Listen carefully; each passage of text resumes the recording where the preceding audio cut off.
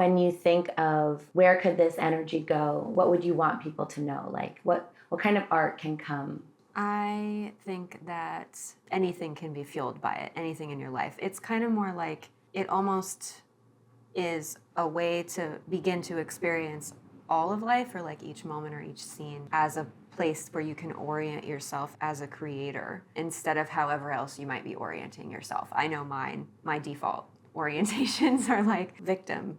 Like, I don't like certain things about this. Oh, I don't know about this, or whatever. And then even the more positive ones are maybe more like, well, I'll try my best and I'll try to lean in and maybe not be as like shy or socially anxious as I feel like I used to be or something, right? That would be like the highest way I could see it. And when I remember like that I have this access to erotic artistry, then it's like, I'm not relegating myself to only those kind of orientations in my life. I'm like, oh, I'm a creator. I have impact. I have influence. I'm significant, like in this way that doesn't even need to be proven. I can just lean into any place that I find myself, or conversation or experience, and show up inside of it and create something inside of it. And I think that can definitely be for actual art in the traditional sense mediums. Like you could bring it to your painting, you could bring it to your acting, you can bring it to anything like that as well.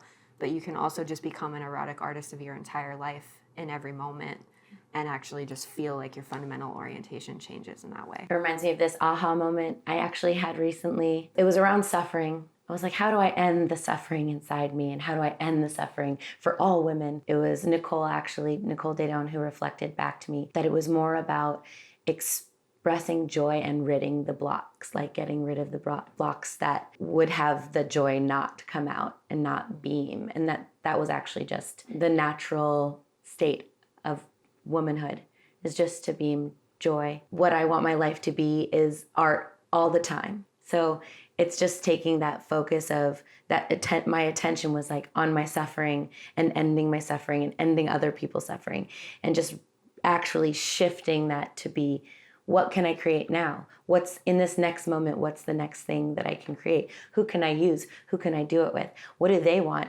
My new favorite thing to ask a woman is, what kind of art do you do? Mm-hmm. And it really, you can see this shift happen just with that question. It's just this tilt, but the good news is that on the other side of the tilt is always an answer. There's always, oh, this is the kind of art that I do, or this is the kind of art I want to do,